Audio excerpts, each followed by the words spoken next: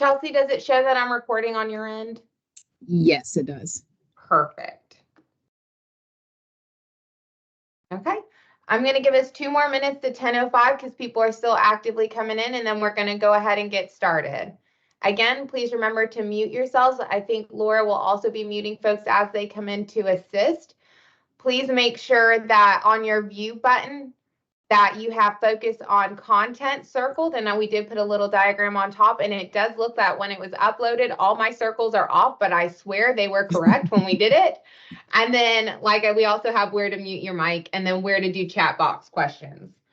Throughout this presentation, we have little slides that will pause us so that we can do chat box questions as we go on so that it's more respective to the initial subject matter, not at the end. So go ahead, continue putting questions. If we don't answer it immediately, it's because we actually have pauses in our presentation for that.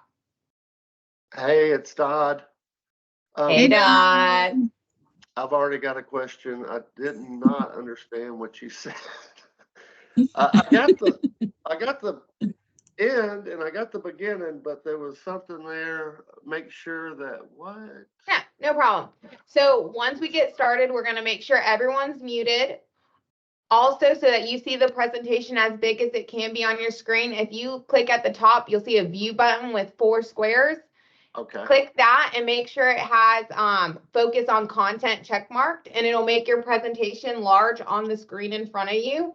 And then we'll have questions throughout it. So go ahead and drop those in the chat box. And then when we get to that slide, we'll take all the questions at one time. Thank you. Of course. It's good to see you. Good to see you too. Okay. It is now 10:05, so we will go ahead and get started. For everyone who recently joined us, also please note that this will be recorded and is actively being recorded. We are here today to talk about the Juvenile Justice Incentive Grant Annual Training. This has a mix of both new and old grantees. So thank you all for joining us. We will share all of this material post this meeting, and we have a couple announcements as well as talking through our RFP, some of the other work that we're doing right now for y'all. In front of you, you will see an agenda. We're going to welcome welcome you. We will also have my juvenile justice team and our partners at Carl Vinson and DJJ introduce themselves so you get a visual of all our team members. We know that staff has changed on the local level, and some of our work has been more remote these days, so we want to make sure you get our visual. We'll talk through the RFP. We'll go over financial post-award acceptance requirements. We'll have some model fidelity, which is really our programmatic updates. We will discuss where we are compared to 2019 to 23 with our Carl Vinson partners. DJJ is present to discuss a little bit about that PDRA, and then we have some general CJCC announcements that are relative to this program and stuff that you guys should be aware of. Like I said, please drop any questions in the chat and make sure you guys put your name and your agency in the chat as well. Yeah.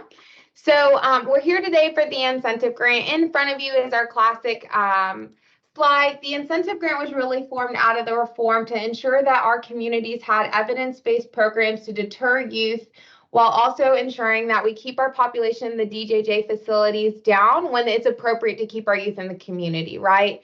But we just want to make sure that there are services in our communities and that we're able to service them appropriately.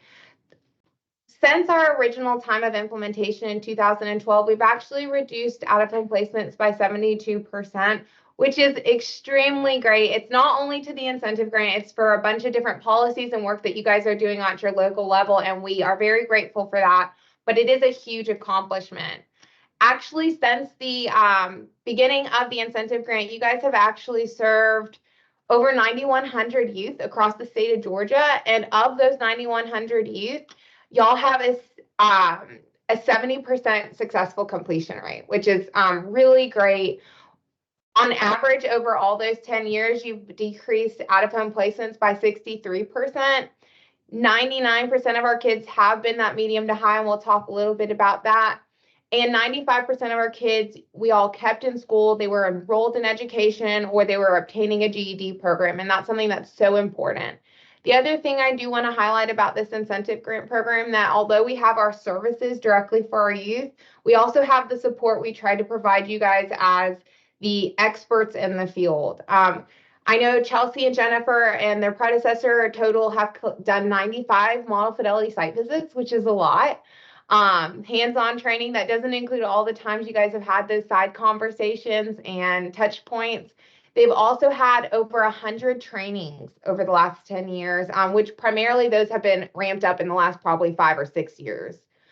They've trained over 2,300 folks, which is a lot, on juvenile justice work and things that you guys have said, I need more information on. So I do want to thank everyone for that. And as I say this, I realize I did not let them introduce themselves. So That's why I hung out on that slide stuff. I was like, I'm Stephanie Mickelson. I am the Juvenile Justice Program Director at CJCC. I am someone who works with a great team that manages a lot of this work. If you ever have questions, please feel free to reach out to me. I'm sure you have my information. If you don't, it is provided at the end of this. And with that, I will toss it over to Chelsea Benson. Thanks, Steph. Yeah, I'm Chelsea Benson. I'm the Model Fidelity Coordinator with CJCC. And essentially, I ensure counties are implementing programs, specifically group-based with fidelity to the model. I also provide support and technical assistance to not only the incentive grant, but as well as delinquency prevention and juvenile prevention and intervention grant programs with CJCC. And I will toss it over to Jennifer.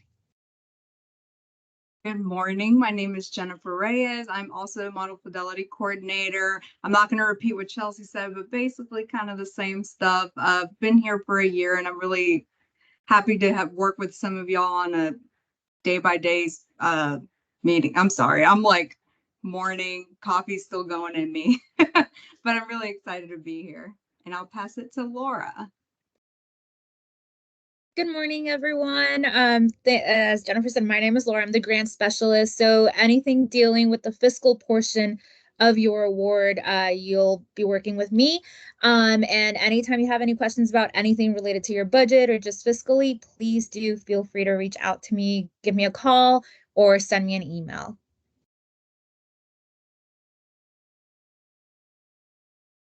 Jamil, would you and your team like to jump in? Yeah, sure. I'm Jamil Sewell. I'm with the Carl Vinson Institute of Government at the University of Georgia, and I lead the support team that helps with data collection and evaluation support for the incentive grant. And then I'll toss it over to Michelle.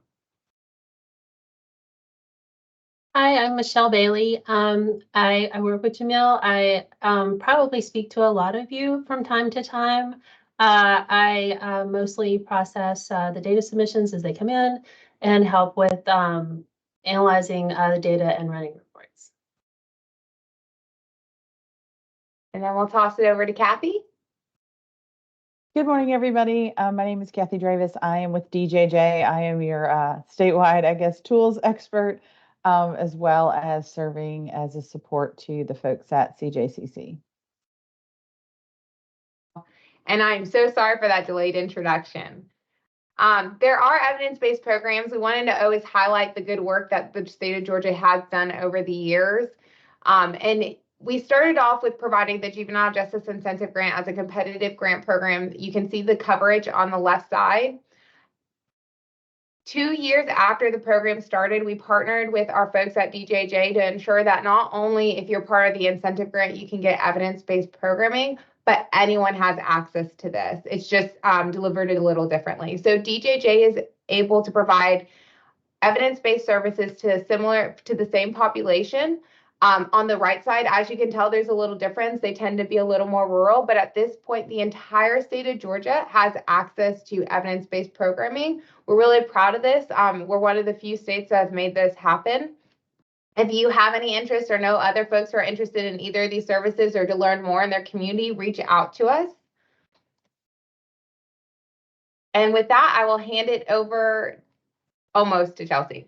So there are program requirements for this program, as y'all know.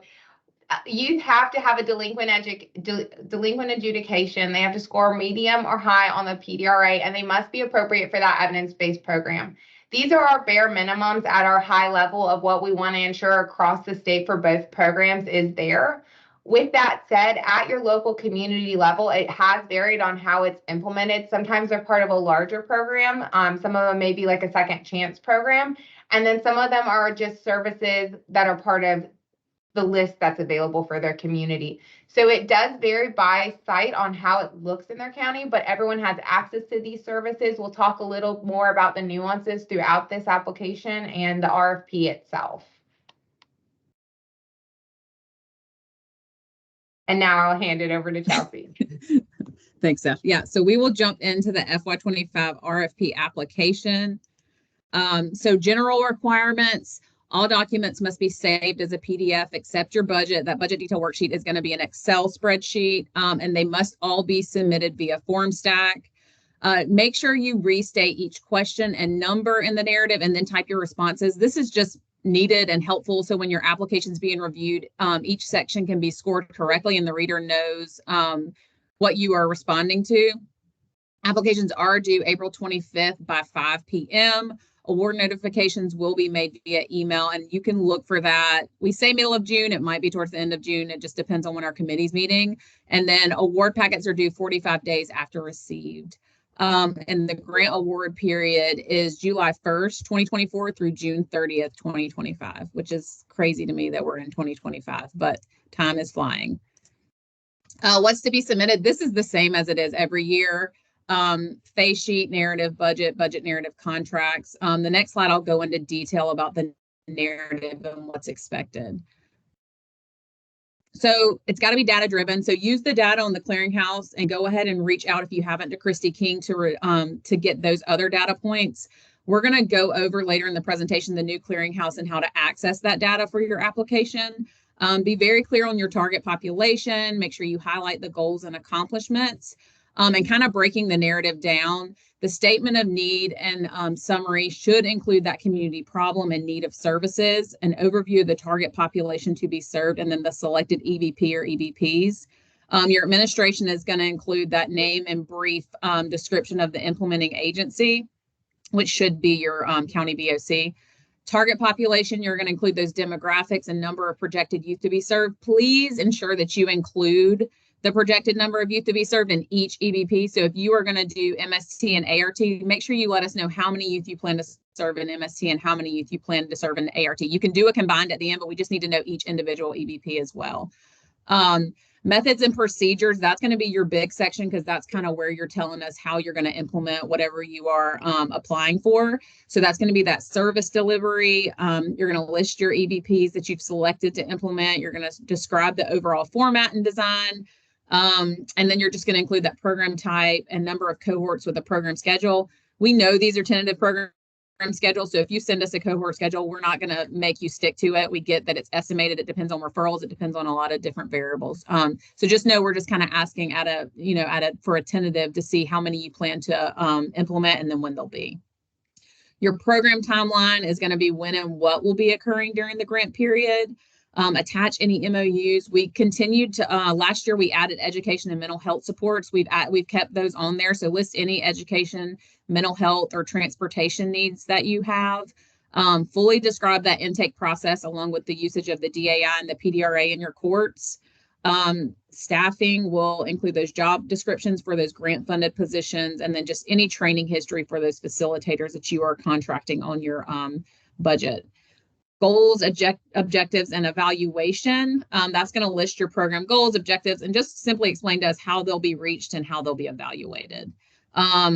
Describe plans to increase sustainability for your program. And then also include any other funding that your county receives. And then lastly, you'll have those previous accomplishments related to the JJIG. And also it'll have a place where you can list any challenges or any problems that were encountered during the previous grants. And next is our program. So this is a list of our current allowable programs. No programs were added to the list this fiscal year. We did reevaluate them and some programs were sent in. However, our committee did not elect to add any to the list due to not all of them being evidence-based on a clearinghouse and or not for the population this grant services. However, there were some that we think would make great wraparound service options. So I'm going to be going over those later when I kind of talk about what that 30% of indirect can look like. And Laura will obviously give you a high level view of what that 70-30 is for the incentive grant as well.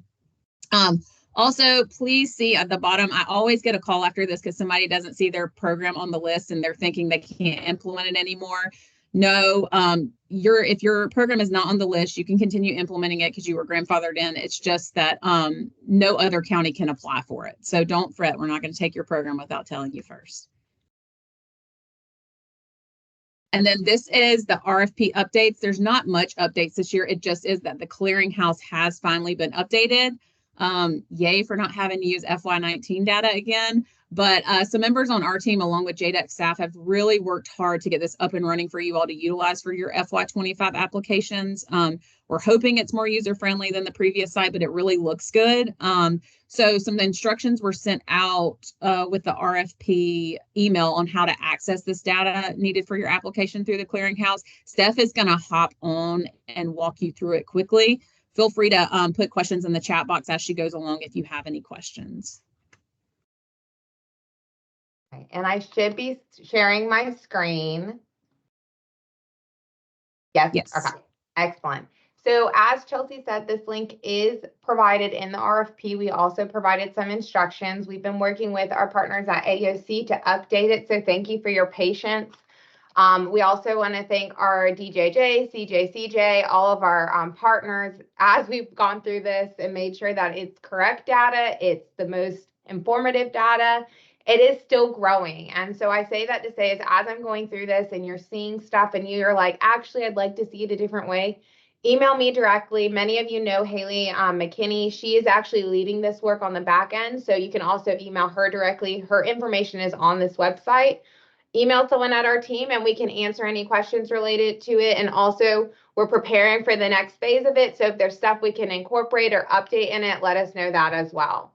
So when you get to the landing page, you will see there's a top strip and then you have a couple actual main points you can click right here. It tells us the general of how it came out of and how it's part of the JDEX committee at this point.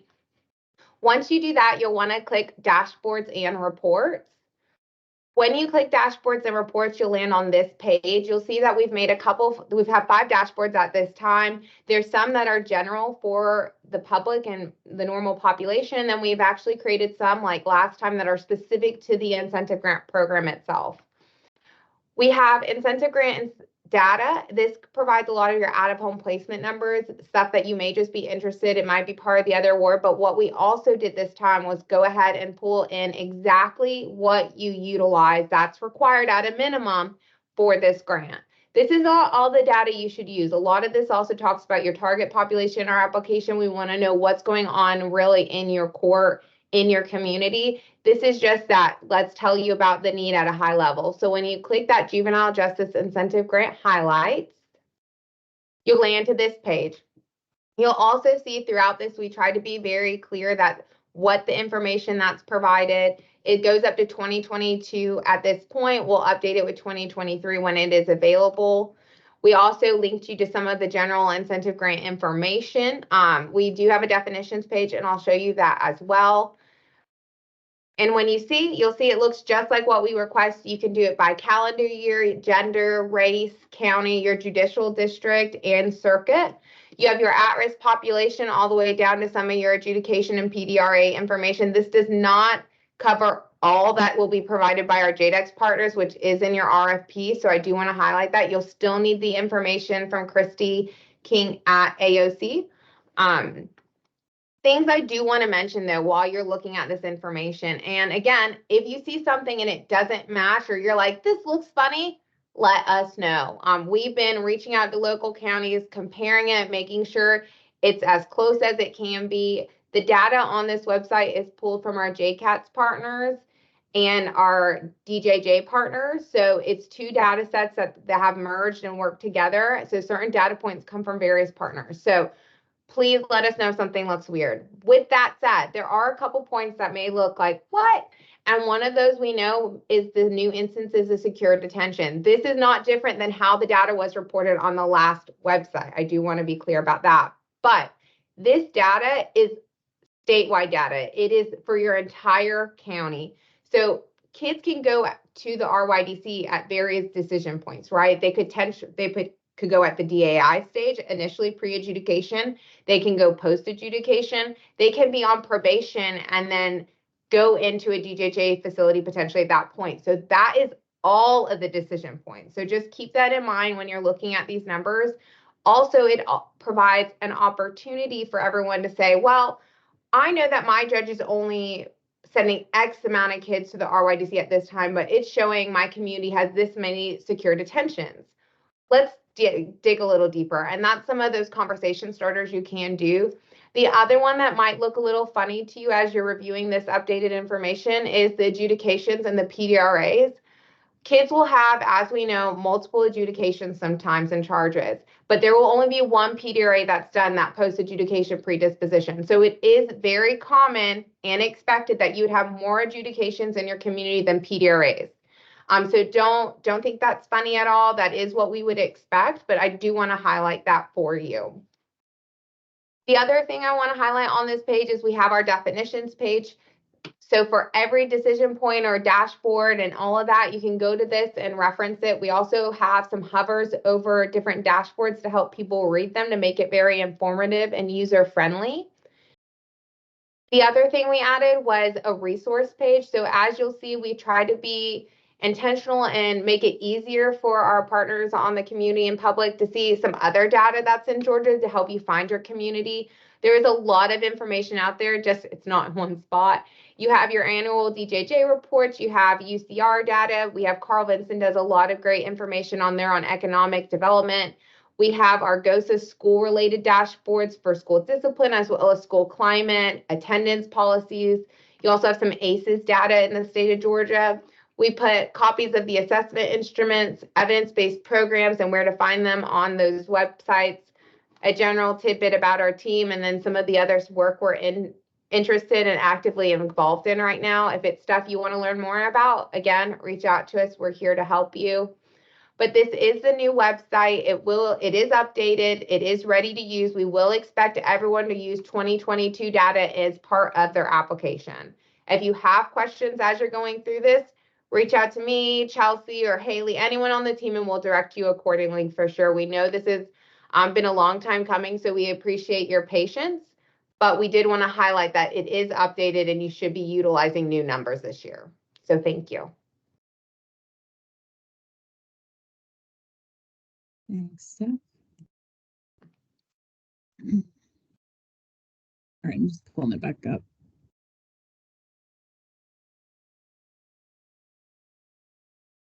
All right, so are there any questions about the RFP or anything Steph just talked about with the clearinghouse? If so, you can put them in the chat box. You can verbally say them. But if not, I will send it over to Laura. We do not have any questions in the chat box. Okay, perfect. All right. Everyone's favorite, financial requirements. Good morning again, everyone. So like I said earlier, I'm the grant specialist, so I will be your contact for everything fiscal. So as far as funding amounts, new applicants can apply for up to $250,000 and continuation applicants can apply for up to $750,000. When you submit the budget, as Chelsea mentioned earlier, please do submit it in an Excel format. And your budget narrative, please submit that as a PDF. I know in the budget, there's a little box for a budget narrative, but that doesn't always work. And sometimes it goes MIA. So if you can put it in a Word document and then submit it as a PDF or what have you, that will be very helpful to us as we're reviewing. And that narrative should correspond with your Excel budget. So as far as what can go in your budget, it's any funds that are allocated toward the direct and indirect services that are related to your selected program. For incentives, you can allocate up to $25 per youth for their incentive and graduation gift. And you can also have an additional $16 per youth to be used for food and drinks at graduation. You can also allocate funds to transportation if you need to have something that will transport youth brought to and from programming. So we will calculate your budget on a 70-30 split. What this means is that 70% of your award funds must be used for direct services associated with the program that you select. So some examples of direct of costs that would go to direct services, or the direct costs would be your program facilitators, and things like security, if you need some security at your programming, snacks, etc. And then at a maximum, 30% of your grant funds can be used for indirect services. So this would include administrative costs, secondary services. So any EBP that's not included in the RFP, or other programming, and then things like administration, education, any wraparound services, mental health assessments or services, and so on. So this is an example of a county that would have selected T4C. So in the direct portion of the services, you would have your T4C facilitators, youth incentives, van rental, transportation staff, which would be the driver and the rider. And then in indirect, it would be administrative positions such as the grants coordinator or other services such as tutors. And you will, if you need your split from this year, I can send it to you. So if you're not familiar with what your budget looks like in terms of the split, please do let me know and I will be more than happy to send that to you. And then this is another example. And I forgot to add, sometimes your service provider will actually already do this for you. And you might unknowingly have already submitted it. So just please, again, let me know if you need your breakdown. But this is an example for MST. So the case rate, the costs that go toward the direct services for the case rate will go into the 70%, and then the indirect cost would go in the 30%, along with other services such as mentoring, again, psychological evaluations. Some counties even have like hygiene and personal supplies for participants. So if you have any questions about this, please do let me know as well. Does anyone have any questions right now? You can either submit it in the chat box or just let us know. Laura, we do have one question for you. Are there any forms that need to be signed prior to the submission of the application? No, not prior. It's once we award the counties, that's when we will have forms that are signed. If that was the question. And that's because I'm assuming that's in reference to, I know at one point we had that application face sheet that did have the signature of their commissioners, or I want to say their CFO on it, and that's no longer required. Oh, okay. Was that, because that was prior to me starting, I think. Okay, so there are no parts of the application that require them to get a signature authority from their local county or staff. No, not Correct. at the beginning. That would be once you're awarded. Yeah, sorry. I will put the caveat, if there are any new folks that may be in your community, there are certain counties that do require pre-permission by their board of commissioners to apply for grant funding. So just be aware of that. We do have one more question. Can education support services include things like an educational advocate who assists youth and their families in IEP meetings?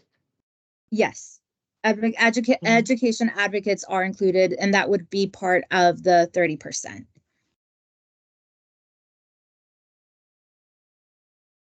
I'll give one more minute to see if any more come in. Okay. I think you are good. Yeah. Sounds good. All right, so now we'll talk about the post-award requirements. So this is once we let you know that you have been awarded. So the award packet must be signed and returned within 45 days of receipt. So when I send you the email letting you know that you have been awarded, I will also give you the due date on there. And this is where you will need all the signatures. The majority of the documents that we send you will need to be signed by your authorized official. So typically that will be the chairperson of the BOC. So that includes your subgrant award. The special conditions should be initialed and signed by them. And then the subgrant or adjustment request. So that's SAR1. This one can be a little confusing because the signature line says financial officer or project director. But the first one, since this is what will essentially activate your award, that first one must be signed by your authorized official. Any SARs moving forward can be signed by the project director or whoever's overseeing the finance of the grant. This also will include lobbying forms, assurances, certifications, also all signed by the authorized official or the financial officer if applicable. And then we will also request your reimbursement selection form, which is where you will decide if you're going to be paid or submit SCRs on a monthly or quarterly basis, and then include a copy of your either bank verification letter or voided check. And then we will also have the designation of grant officials form and the delegation of signing authority from the authorized official, if applicable. This is the signature authorization letter. So if your authorized official wants to designate someone else to sign on their behalf or sign SCRs on their behalf, we will need that letter before we can accept that. So the data is submitted on a monthly basis to the Carl Vinson. Any questions that you have regarding that submission can be sent to evalhelp@uga.edu. If your grant it receives federal funding, there is an additional quarterly report that needs to be submitted, and we will reach out to you individually if you are federally funded. And then in addition to that, we do request a quarterly check-in. So financial reporting, this will include the SCR or the subgrant expenditure report and the SAR, the subgrant adjustment request form. These forms, please submit them all via FormStack.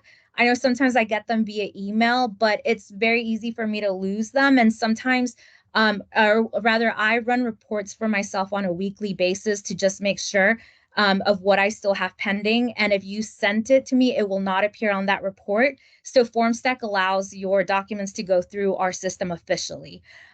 So you can decide on that reimbursement selection form if you will submit your SCRs quarterly or monthly. And then if the file size is too large and you can't submit it via FormStack, let me know, send me an email.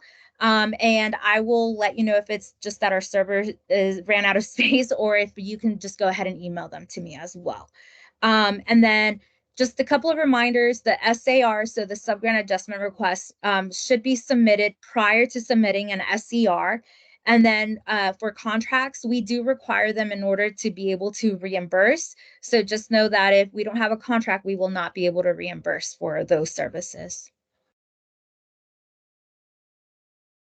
And then many of you are already familiar with what these forms look like, but this is the SER, so the expenditure report. The first rectangle in red is where you will note per category what your expenditures are, and then the signatures. Please note that the signatures at the bottom, so who it's prepared by and who is approving, must be different individuals. So the approver is typically your BOC or authorized signer. And then, of course, the SAR, where you will know what changes you're wanting to make to the budget, or that the budget changes will go in section 1. But this form is also if you're going to have any changes in your project officials or staff, in the project personnel and your goals, or absolutely any changes to the grant or to the award. So this is where section 4 is where you will enter your justification. And then the signature, like I said, SAR 1 must be signed by your authorized official. Any other SARs can be signed by either financial officer or project director. And then when we also do site visits, they can be virtual or in person. We will let you know if we will conduct a virtual or in-person site visit. Documents that we request are your procurement policy. So this is the policy that's directly related to the incentive grant and what was used to procure services for the incentive grant. So we ask that you do highlight that portion. And then your procurement documents are the documents that were used to process or to procure those services. And they're sometimes exceptions allowed by your procurement policy. So then if you will just let us know that there was an exception as well. And then for youth facilitator policies, this is basically letting you all know that the subgrantee and the service provider must have a policy in place regarding appropriate adult and youth relationships. And then we will also ask you to provide background checks for the staff that are working directly with the youth. Any questions regarding the award packet? We do have one clarifying question. We did answer incorrectly, so I apologize on behalf of our unit. There is a document that's part of your application that does require an authorized signature for application. If for whatever reason you cannot do it, let us know. Don't let that hold you back from applying, but please try and still complete the document and then let us know for whatever reason, or if you're on the calendar invite or agenda for your BOC, let us know. It's that application face sheet A1 that's part of your application. It does require your applicant agency to sign it. Like I said, don't let that hold you back if for whatever reason you weren't able to get on your BOC's agenda in such a quick time, but let us know if that is the case and please submit your application. Otherwise, we do have one question. If we are utilizing a wraparound provider, can transportation be included in the 30%? Yes, yes, and we have had that as well. Okay. The other thing I will highlight is for the questions that have come in the chat box, we'll create a one-page document like we've done in previous years, an FAQ, and we will send that out with the recording.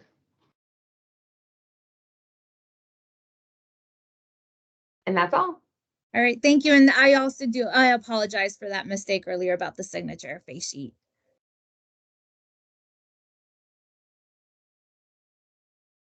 All right, so I'll pass it on to Jennifer. Good morning, everyone. I'm going to go over some fun model fidelity support updates. So post-pandemic, we've really been trying to see how model fidelity is implemented to best benefit our counties and to better support you all. So we've kind of categorized it in two ways: new programs and existing programs. So with our new programs, that's going to be any county that's either new to the incentive grant, has added a new group-based program, or has all new staff facilitating and providing oversight. So we'll start off with an implementation meeting. So that's where we just meet before services begin with all programmatic staff attending. And then with our debrief meetings, those are done after observations of programming to get together and discuss what was observed. Then we'll have like an informal, formal group observation. With our informal group observation, that's where we come in, see group-based programming and look at strengths and focus areas for the first cohort with virtual report out. And then with our formal group observation, that will be done after our model fidelity site visit, and a memo will be sent out with a virtual report out. With our model fidelity site visit, we'll observe the second cohort and send a condensed report with an in-person report out following. And then our existing program, so this is just any county that's received model fidelity support in years prior and has been implementing group-based programs for more than 2 years. So group observation will observe group, a memo will be sent out, and then a virtual report out will be done. With that being said, additional group observations that fiscal year will be scheduled based on needs and focus areas from the initial group observation. And then our end of fiscal year meeting. So this is really just to discuss the cohorts implemented for that year. With both existing and new programming, we'll still continue our bi-weekly communication via email. So y'all may have been communicating with me or Chelsea. and we'll keep doing that. And then also, if y'all have any feedback on this, please let us know. Again, we just want to support you guys better moving forward through this fiscal year. All right. And some of you have already kind of asked some questions about this, so I'm glad that we're highlighting it. But what can I use my 30% indirect for?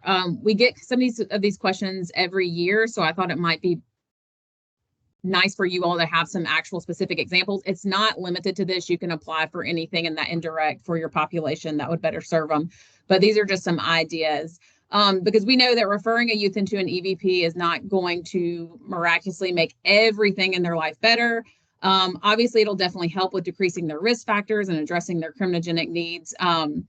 But a lot of the time, there are other things that should be targeted to ensure success for these youth. And we just want to ensure that, yes, they're getting the most appropriate evidence-based program that's targeting their criminogenic needs, but we also want to ensure that there are supports put in place if any other service is needed during or after they have received that EVP to assist with those other responsivity factors. And that necessarily does not have to be another evidence-based program. It can be a wraparound service or other support services. So as Laura spoke about earlier, there is that 70-30 split. 70% must be used for direct, 30% can go to indirect. Many counties have some room in their 30% to implement support services. So as she said, if you all want to see what that looks like, please reach out to her and just request that so you can see, especially for the application, so you can add your FY25 expenses in to see what kind of wiggle room you have in that. But the first one for wraparound services I wanted to highlight was Girls Circle. A lot of our counties mention needing something specific for their female youth that come through the court. So this could be a service that the youth would be referred into following an MST, an FFT, an ART, or any other program. And what the Girls Circle model is, it's just a structured support group, and it integrates relational theory, it integrates resiliency practices and skills training in a specific format designed to increase not only like positive connection, but also collective strengths. Groups are age appropriate with gender relevant themes, and they employ like strength-based approaches.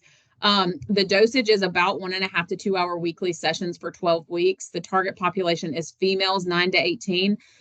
There is another program that's done by the same organization, and it's called Boys Council. So it's specific for those male youth. So they have 2 gender specific groups that if you look into their information, you'll find both Boys Council and Girls Circle on there to get further information. The next one is Triple P, or Positive Parenting Program. But when you're looking this up, make sure you look up the teen Triple P, because the regular Positive Parenting Program is for parents of infants to 12-year-olds, and the teen Positive Parenting Program is for parents of 12 to 16-year-olds. But this is a parent training program. It enhances parental competence, and it tries to prevent or alter those dysfunctional parenting practices. It really seeks to reduce those family risk factors and children's behavioral and emotional problems. This dosage is about 2 hour weekly sessions for 8 weeks. The target population, like I said, is those parents of 12 to 16-year-old youth. We do currently have 2 counties that implement both of these just on a separate grant program. It's not through the incentive grant, and they've been finding a lot of success with them. So if you're interested in learning more about these programs, just reach out to me, and I can give you more information, but I can also kind of give you an idea of how they're being implemented in those other counties that have them currently. Education services. So I know somebody brought up educational advocate. That is definitely something. It can be tutoring, it can be credit recovery, it can be literacy, it can be educational advocate or educational coaching services, or it can be anything with GED, like GED certification, supplies, testing. So these are things that we know a lot of our youth need, especially post-pandemic. We know that the education needs are higher than they have been. So some service providers can provide all of these, some can provide some of these. So if you are interested in any of these, I would definitely add those to this, to your 30% into the FY25 application. Next would be mental health support. So that can include mental health screening or assessments, mental health training for staff. And just some examples of that would be youth mental health first aid, handle with care. It can also include mental health therapy and counseling services. That could be individual counseling, that could be grief counseling, or any other mental health support that your population needs. And lastly, we included trauma-informed, trauma-sensitive interventions for staff. We've been seeing some of our counties, both on this grant program and other grant programs, have this training done in their county for their court staff, but not only their court staff, their education staff, everybody that's within the county, just so if you're working with these youth that you're using the same terms, you're doing the same things, and just making sure everybody's on the same page. Some examples of these that we've seen, there's many examples out there, but two of the ones that we pulled were trust-based relational intervention, TBRI, and then reaching teens. And really what this is trying to do is give that staff member practical tools to work with that child and to see the whole child and to help them reach their highest potential. So those are some things that you can fund with that 30% indirect.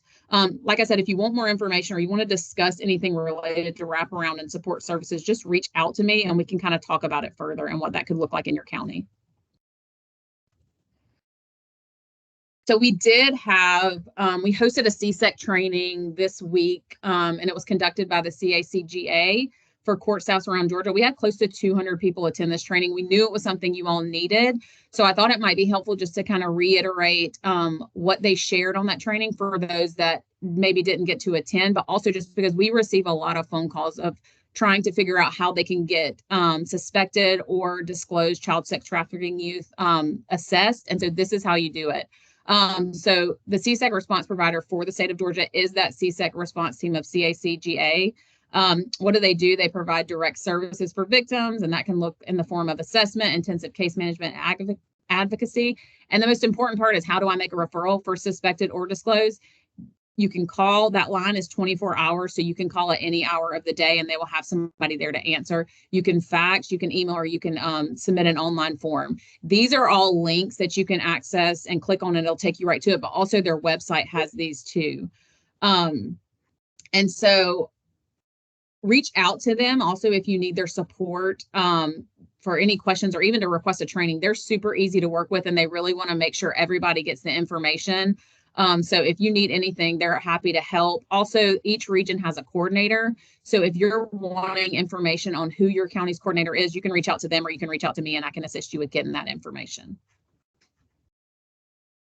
And then these are just the trainings we have left for this fiscal year. I did include the DAI and PDRA virtual trainings that Kathy is doing. I sent those out, the schedule of them, in an email, I think last month or the month before. But these are the ones that are left. And we can definitely share the schedule again because it tells you which times. But the rest of these are going to be offered. There's 5 behaviors of a cohesive team with Dr. Dash in April. The T4C booster this year will be in person. The T4C facilitators training has been in person, but we wanted to switch the T4C booster back to in person because we just feel like participants got more out of it when it wasn't virtual. And those will both be at Dr. Dash's new space, the Pace Center of Morrow. I don't know if y'all seen it online, but it's really, really nice. And we're excited for her that she opened that up. So she is actually going to be offering those trainings there. And lastly, our ART training, I'm still trying to get one scheduled. We have counties that need facilitators trained. We just don't have enough participants. I think we're at 3 now and I need 8. So if you have people that you would like to see trained or that you would like to get trained, please let me know. And are there any questions? I saw some come. Yes. Okay. So first question is, can Botman Life Skills be used as a wraparound service since it's an EBP? Yes. Does Positive Parenting have a Spanish-speaking support for those parents in need that do not speak English? So I am not 100% on that. I can look into it. So whoever asked that question, I can get back to you. I'm sure they do because I want to say I heard it mentioned on a training that I sat in on, but let me double check before I say yes or no. I also want to highlight, I was recently in a meeting and some folks in Whitfield County actually did some really great work with partnering with their workforce locally, development to do some trainings for their Spanish speaking community so they would be certified in some of the services they needed as part of their education system. So if you need to get creative and you want to brainstorm, let us know and reach out because we know bilingual therapists are very hard to come by right now. So we do want to support y'all. You have a couple more questions, Chelsea. Sweet. Is the T4C facilitators training covered by our grant funds? So yeah, we have a contract with Dr. Dash. So CJCC takes care of the training cost. Now, if you are a grant funded position on the incentive grant, you can get your meals and travel reimbursed. If you are not, you cannot. And also, even if you don't implement T4C, if I have openings, I can allow other participants to join. So if you are currently don't implement T4C on the incentive grant, but let's say we have 5 sign up and I need to fill 3 spots, I can definitely put you all in those spots. We just have to offer them to our counties that are implementing it first. So the counties are responsible for budgeting for the travel and meals, Yes. and we cover the actual training itself. Yes. Do you have to be currently providing ART to get people trained? So it's the same, like I just said. So you don't, but I have to offer those 8 spots to our counties that are implementing it currently. And then any leftover spots I can reach out for and add people on depending on that need in our other counties. If you are interested in adding a program potentially in the next grant year or during the grant year, please reach out to Chelsea if you need people to get trained in preparation for a new grant program too. Yes. And to add to that, we can do a special. So if you plan to add ART next fiscal year, definitely reach out because I can do your own training where in the past, what we do is we get people that will be facilitating, but also court staff trained too. And we can just have all 8 to 10 spots allotted for just your county. Those are all the questions. Oh, thanks, guys. All right. So I'm going to turn it over to Jamil, and he's going to go over the incentive grant data highlights.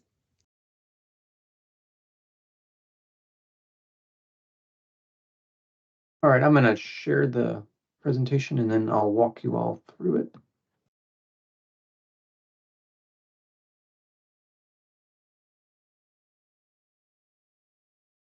All right, so good morning. As I mentioned earlier, I'm Jamil Sewell with the Carl Vinson Institute of Government at the University of Georgia. For those on the call that are not already familiar with our team, I'll provide a little more information on the support we provide for this grant program. So the Institute of Government Evaluation team provides data collection and data reporting support for the Juvenile Justice Incentive Grant. We work with grantees on submitting their monthly grant programming data, which we review for completeness and consistency. We also work with you when there are any submission issues or when revisions are needed. We then use that data to create quarterly and annual reports. Additionally, we provide support to you regarding CaseWorks, which is the data collection tool for this grant. For that system, we assist with training, account creation, password reset, and general troubleshooting. Today, I'll be using some of the data you all provided to show some programming highlights over the past 5 years. This is for grant activities from July 2018 through June of 2023, which covers the grant years of FY 2019 through FY 2023. We'll start by looking at the total number of youth enrolled into grant-funded programming, which dropped in FY 2020 and FY 2021, but has shown incremental increases in FY 2022 and again in FY 2023, increasing by 51 and then again by 55 participants those 2 grant years. To give some context, while not shown in this graph, FY 2016 saw the highest number of youth served annually in the incentive grant, with 1,723 participants that year. During that same period, grant-wide, the annual reduction in out-of-home placements ranged from 56% in FY 2019 to a high of 78% reduction in FY 2021. As a reminder, out-of-home placements are the combined short-term program admissions and felony commitments to DJJ. The out-of-home replacement reductions are calculated by comparing the 2012 baseline totals for these counties to the out-of-home placement totals for those same counties each grant year. In FY 2023, as Stephanie mentioned earlier, the reduction percentage was 72% fewer out-of-home placements compared to the 2012 baseline year. This is slightly lower than the previous 2 grant years, though the reduction percentage has been 67% or higher since FY 2022. Moving on to successful completions across all evidence-based programs each grant year, we see that since FY 2019, over 2/3 of enrollments in grant-funded evidence-based programs have resulted in successful completions each year, ranging from 70% in FY 2019 to 73% in FY 2023, which was the highest successful completion rate across all grant years. Looking at the predisposition risk assessment scores from FY 2019 to FY 2023, the proportion of youth enrolled in grant-funded programming each year scoring high risk on the PDRA, shown in tan on the left-hand side of these graphs, has decreased, moving from 34% of annual participants in FY 2019 to 26% of annual participants in FY 2023. The lower proportion of high-risk youth has been pretty consistent from FY 2020 through FY 2023, ranging from 26% to 27% annually. During that same period, there has been an increase in the proportion of medium-risk youth served in the incentive grant. You will see on the right-hand side a few cases of participants scoring low risk. These are rare pre-approved special requests. As was discussed earlier, this grant, the target population is intended to serve medium and high-risk youth. Now let's look at the total percentage of youth in school. So each month that a youth is enrolled in the incentive grant, grantees track and submit information on the educational status of those youth. Since FY 2019, each grant year, over 93% of youth were enrolled in or had completed some type of educational programming while in grant-funded services. This has been fairly consistent across all 5 of these grant years, with modest fluctuations year to year, even despite those early pandemic disruptions in 2020. Let's shift gears a little and look at community service hours. This is also tracked and reported monthly. The total number of participants performing community service hours each grant year ranged from a high of 14% in FY 2019 to a low of 9% of total annual participants in FY 2021. In FY 2023, the most recently completed grant year, the percentage was again at 14%.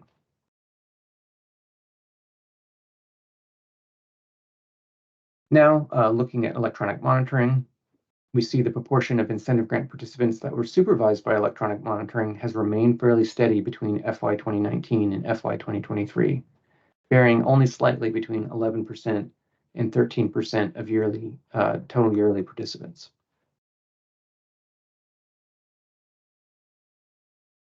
Now, looking at housing status, we see that the percentage of grant participants who lived with a parent has stayed fairly consistent over the last 5 grant years. This accounted for 93% of all participants each year, except for FY 2022, where 92% of participants were reported as living with a parent. In this graph, the remaining categories we combined into other non-parental. These were all pretty infrequent, most of them accounting for only 1% or less of total participants each grant year. The only other category that was a little bit higher than that was the non-parental housing status, which was around 6% of each of these 5 grant years.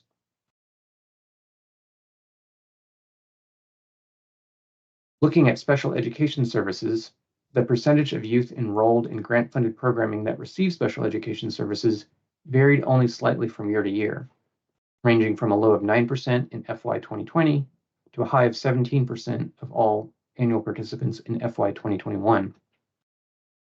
During this 5-year period, as I mentioned, the smallest percentage was in FY 2020, and that was the same year that there were the school closures and other disruptions related to the pandemic.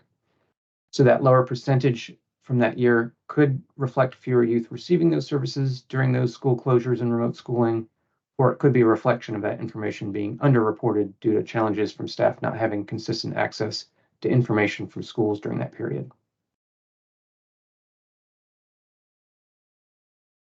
We will now look at data on the most recent offense type of youth participants. This is the most recent offense tied to the referral that brought these youth into the incentive grant, and this is reported at the time of each enrollment into an evidence-based program. In this graph, we include the 5 most commonly reported offenses and collapse the remaining categories into other. So comparing trends from FY 2019 to FY 2023, first we see with property charges on the left-hand side of these graphs, property charges were down slightly, going from 38% of all participants in FY 2019 to 33% of all participants in FY 2023. These numbers gradually increased from FY 2019 up to FY 2021, but then dropped by 7% in FY 2023. Violent offenses were up slightly, going from 31% of all participants in FY 2019 to 40% of all participants in FY 2023. These saw gradual increases in FY 2020, and again, a gradual increase in FY 2022, but also saw periods of higher increases of 3% in FY 2021 and 4% in FY 2023. With public order charges, these fluctuated throughout these 5 grant years, ranging from a low of 6% to a high of 10%. Weapons violations were also up slightly, going from 4% in 2019 to 10% in FY 2023.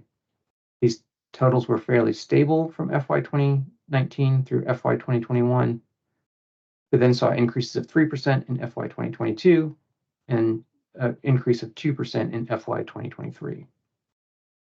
And finally, drug use charges were down slightly during this period, going from 9% in FY 2019 to 4% in FY 2023. Here, the largest decrease during that period was in FY 2020, with a 5% decrease in juveniles referred to the incentive grant with drug use charges.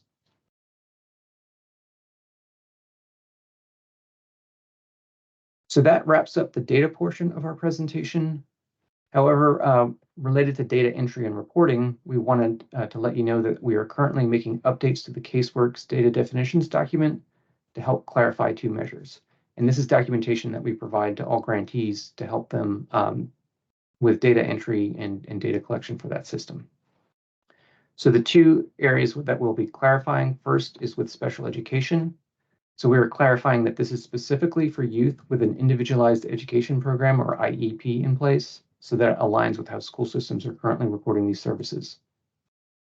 Second, with electronic monitoring, we'll be clarifying that this includes any form of electronic monitoring.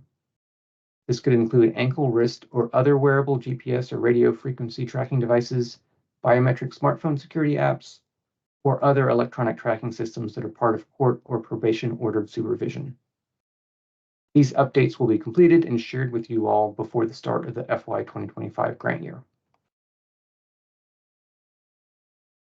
So wrapping up, our contact was mentioned earlier, but if you have questions on data collection, data submission, or need assistance with Caseworks, please contact us at our help desk email, evalhelp@uga.edu.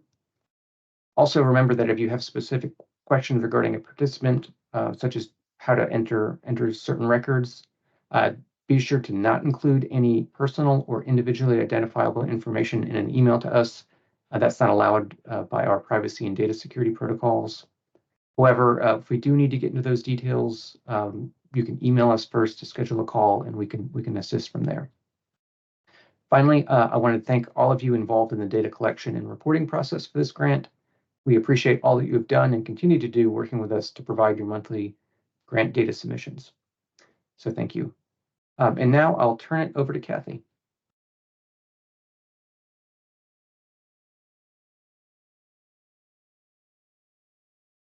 And Chelsea, will you also take over the screen? Okay, perfect. Yep, I did.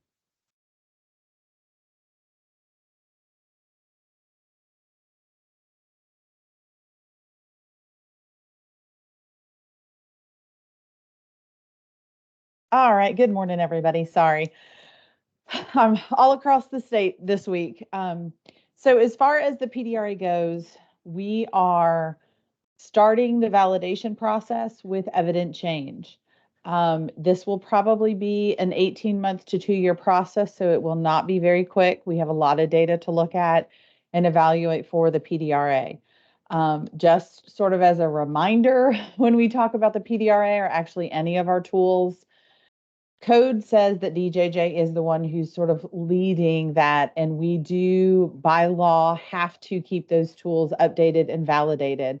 The law says DJJ is the owner, not because we reached out and said we wanted to do that, but that's what the code says, that DJJ has to lead that.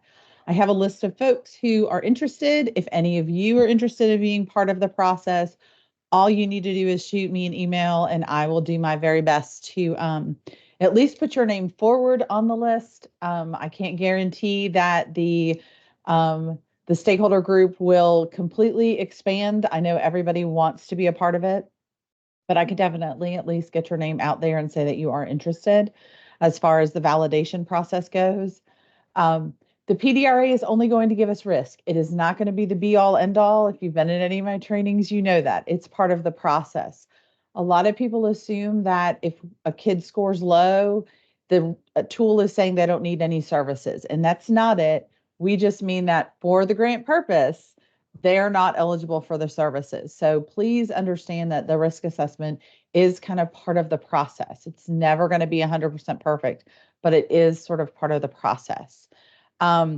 If you need any data from DJJ, meaning you're a dependent court and all of your information is captured in JTS, the sooner you reach out to me, the sooner I can put in the request, hopefully get it. I say that because it's a process to get data out of JTS, and sometimes it takes a little bit of time for us to put in the request and get that information. So if you need those data requests, please feel free to reach out. I will do my very best to get that information out and put the request in to see what we can get. A lot of the information, though, is probably information that you can get a little bit easier from Christy over at the JDEX, just because they don't have the massive system that JTS is. If you notice discrepancies, and I know Stephanie mentioned this at the very beginning, like you feel like you keep a track and you know how many kids go to a certain, get committed, go to STP, whatnot, just remember when we're pulling data out of JTS, we are pulling statewide data. So if you had a kid who maybe got in trouble in Clayton County, but you are in Dalton, but that kid winds up in Dalton at some point, or their county of residence changes at some point, they could be showing up under your numbers. So it's not always a 100% discrepancy. It might be something that could be relatively easily explained. A lot of times we talk about kids going into detention. We have kids who go into detention multiple times throughout a year. Some of our kids bounce around, so that may actually be recorded in that number. So if you have anything that really stands out on the DJJ side, that you know the information is from JTS and you just have an additional question, please feel free to reach out as well with that. And then I know that they mentioned a little bit about CSEC. If you are a dependent county, meaning DJJ does most of your work, we may have already made a CSEC referral on a kid, so you may want to reach out to your DJJ folks to see if that was done. If the child went into detention, your case expediter might be the person to check with, because they may have already made a referral and have a contact with someone around CSEC. And if you needed information, they might be able to connect you with that person within those different regions. So just know that they are a resource out there. We also have internal folks at DJJ who are experts in CSEC, who do training on CSEC, we have those who do we have experts that do gang training. Of course, all the training for the PDRA and the DAI, I'm available to help as need be with those tools as well. So all you have to do is reach out. I am happy to help as much as I can. PDRA, there haven't been any changes. I anticipate changes with this validation process. But again, we're talking probably at least even a year before we hear anything specific about the direction that those changes might be going into. And that's all I got, Steph, unless there's any questions. I am checking the chat box and there are not any questions at this time for Kathy. But to really hone in is, as you're looking at that data, if something looks different, reach out to us, not because maybe it's wrong, the data itself, but what we can also do is help you create language to explain it to your partners too. And that's what we're here for, right? So please reach out to us when you're taking a glance on that and you'd like to learn more about it. We did get one question. Will we get a copy of the presentation for today? And the answer is yes. This is also being recorded, so you will get a link to the video. We have to have our comms person put it up on YouTube, and then we'll send it. So it's usually a day or two later after this.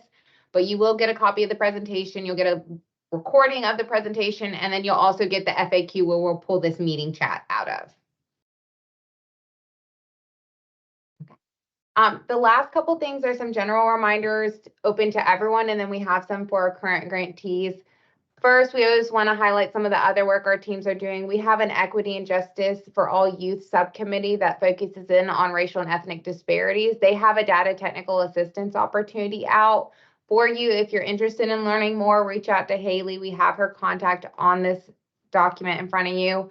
We also have our JDAI steering committee, which is our juvenile detention alternatives initiative. We put Whitney Temple on here and her information if you're interested in more. I know they're trying to do some revamping in the new year. So if you're interested in being part of that, let us know.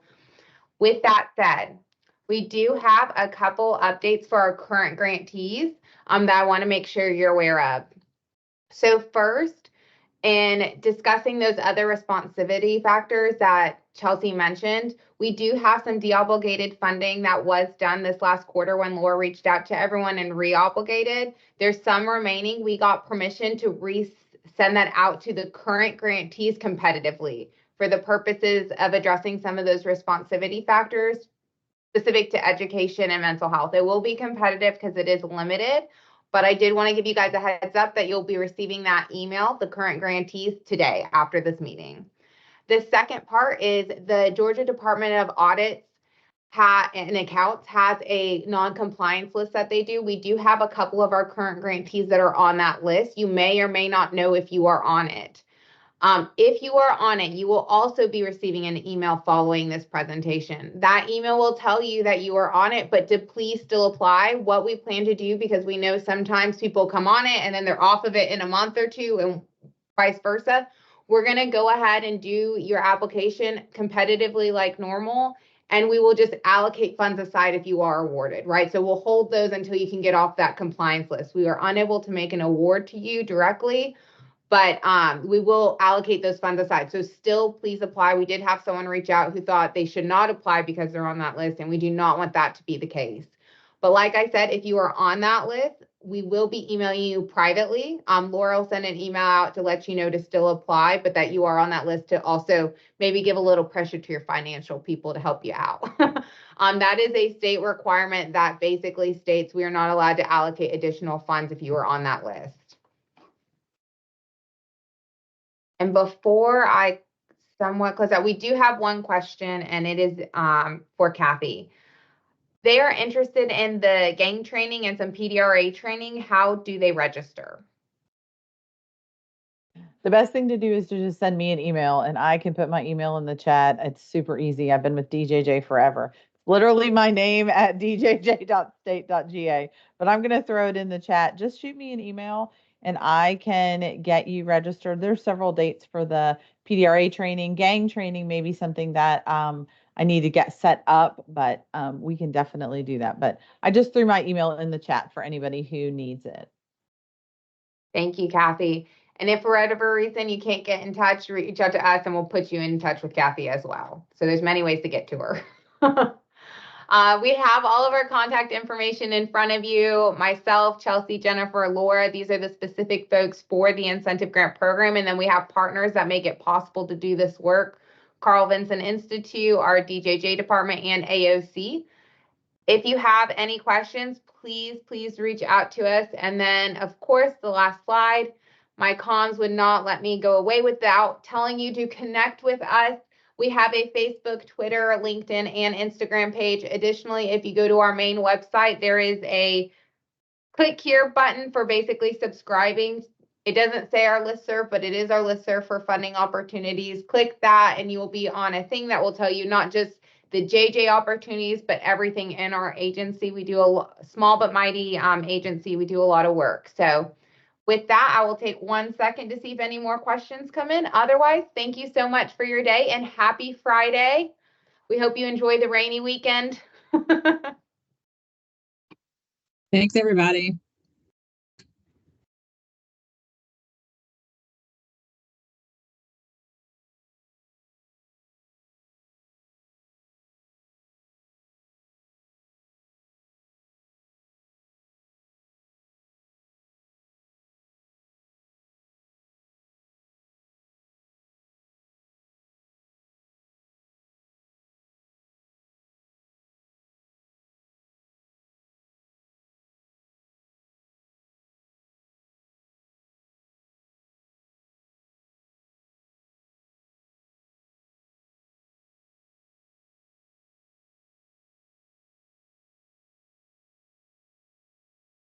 I was gonna stay on till about 11:20 and then I'll end the presentation for folks, but I will stop recording at this time.